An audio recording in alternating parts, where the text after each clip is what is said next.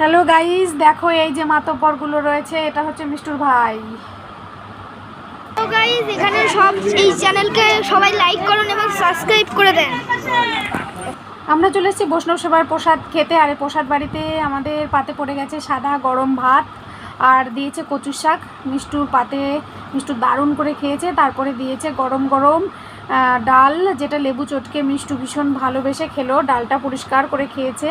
ও বলল এত ভালো ডাল আমি আগে কখনো খাইনি, এই পৃথিবীর প্রথম সেরা ডাল হবে মনে হয়। তারপর পাতে পড়ে গেছে পাঁচমেশালি তরকারি। আমার তো মনে হয় এটা পাঁচমেশালি নয়, এর মধ্যে 50 রকমের সবজি আছে, যেটা মিষ্টি অতটা ভালো করে খায়নি। তারপরে পড়ে গেছে ষষ্ঠকার আলু পটল আর সয়াবিনের তরকারি, সেটা দিয়ে খাওয়ার পরেই দেখো পাত পুরো পরিষ্কার। তারপরে চলে এসেছে চাটনি, পাঁপড় আর মিষ্টান্ন।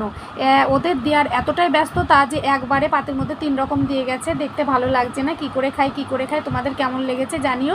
আর মাতব্বরগুলোর জন্য